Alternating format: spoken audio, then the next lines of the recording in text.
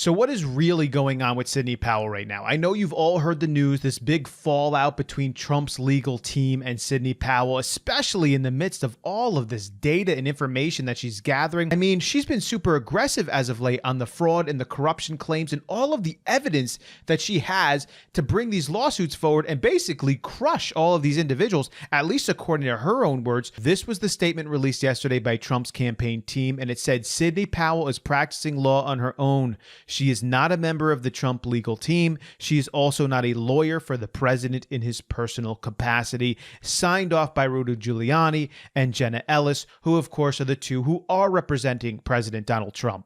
But this still leads us to why. Now, before I give you the explanations I think make the most sense, by giving this statement out so abruptly and quickly as they did, it led to mass confusion and frustration and even worry on those who were behind Sydney Powell and in agreement with the Trump legal team. So really, there are only two explanations that make sense here, and I was waiting for Sydney Powell to release a statement to figure out which one is correct, and she has since released a statement, which I'm going to read for you, which basically confirms one over the other. So let's go over the two reasons why this might have happened. This is Politico, New York Times, a lot of the news media sites out there, a lot of the liberal sites out there are reporting it as follows. Powell has accused election officials in multiple states of committing crimes, and in recent days turned on Georgia's Republican Governor Brian Kemp, who on Friday helped certify the president-elect Joe Biden's victory in the state. Her attack on Kemp, which also included the threat of a biblical lawsuit, appeared to unsettle some of Trump's allies. And this from former Governor Chris Christie said Sydney Powell accusing Governor Brian Kemp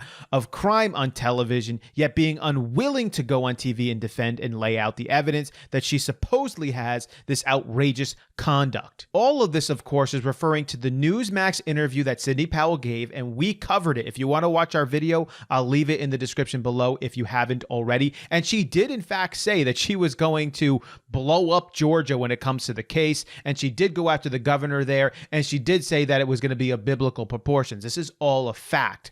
The question is whether or not this was unsettling to the Trump team. Now, in Chris Christie's statement, he's referring to the fact that Sydney Powell did not show up on Tucker Carlson's program, in which he invited her on and said, you can have the whole day, the whole week, give us all the evidence you want, and she didn't show up. And of course, Sydney Powell said she didn't show up because she didn't have the time. She offered somebody else. She offered some affidavits, but Tucker Carlson didn't like that. So is this true? Is the Trump campaign team now trying to distance itself from Sydney Powell, mainly because they're worried about the senatorial races that are going to go off in Georgia starting in December and ending with the election in January? So by separating themselves from Sydney Powell, it gives them a better chance of winning those because they don't want to upset the people of Georgia. But there is a second explanation. This is generally how the second explanation goes. Sydney Powell needs to be separate from the president for civil legal fight. She is registered as a military lawyer and is the only one who can prosecute treason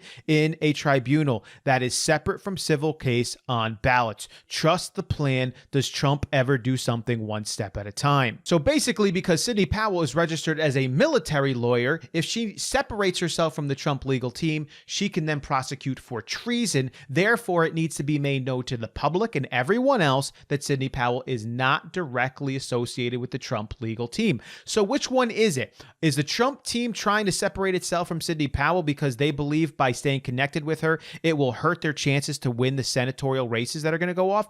Or is Sydney Powell separating herself from the Trump legal team because she wants to be able to try for treason because she is registered as a military lawyer? Well, Sydney Powell did release a statement which I think helps to clarify which one of these is correct. This has been reported everywhere, but this is from the Freedom Times, and this is Sydney Powell's statement. I agree with the campaign statement that I am not a part of the campaign's legal team, adding, I never signed a retainer agreement or sent the president or the campaign a bill for my expenses or fees. That is very specific. She's really coming out and saying, I am not a part of the legal team. I agree with them. And not only that, I never signed a legal retaining agreement or charged the president for any of my fees. She's really clearly going out of her way to separate herself from President Donald Trump in the same way that Giuliani and Ellis went out of their way to separate her. And she said, additionally, my intent has always been to expose all the fraud I could find and let the chips fall where they may, whether it be upon Republicans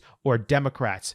The evidence I am compiling is overwhelming that this software tool was used to shift millions of votes from President Trump to other Republican candidates, to Biden and other Democrat candidates, and we are proceeding to prepare our lawsuit as planned to file it this week. It will be epic, her statement read. So she is not backing down from the fact that she's still working with them, but she just verified, in fact, that she doesn't even receive payments from them, and she never signed anything to be in agreement with them. So it doesn't seem to me that they're distancing themselves from Sidney Powell because they're concerned about the senatorial races in Georgia. It seems to me because Sidney Powell is going to continue filing these lawsuits, and Sidney Powell confirmed their statements, and not only confirmed, but reaffirmed them with more information, that there is a reason why legally they're trying to separate Sidney Powell out from the rest of Trump's legal team. I think it might have something to do with filing lawsuits of treason. It might have something to do with Sidney Powell being a registered military lawyer. We don't know 100% yet. I don't think Trump would necessarily care so much about her statements about Georgia because Trump probably agrees with her statements in Georgia. Now, I will say from my perspective that Sidney Powell is acting a little less lawyerly as of late. And what I mean by that is any good lawyer is going to hold back, especially on the emotions and the feelings when they're describing things. And as of late, Sidney Powell has been quite aggressive in her statements, using terms like blow up and it's going to be biblical are things that someone might not want to say because they don't want to show their cards. They don't want to show their emotion. I'm not saying that those things aren't true per se, but she's becoming a little bit more emotional and she probably needs to pull back on that. But that emotional quality, I don't think is going to stop Trump. I mean, Trump is a very emotional guy. Trump says what he believes. He thinks what he thinks. He says what he says, and he believes what he says. Is he going to then distance himself from a person who's doing the same exact thing, those things of which he actually probably agrees with and may in fact be true? I highly doubt it. There's got to be a legal reason behind this, and I think they have a plan behind it, but we're just going to have to wait and see.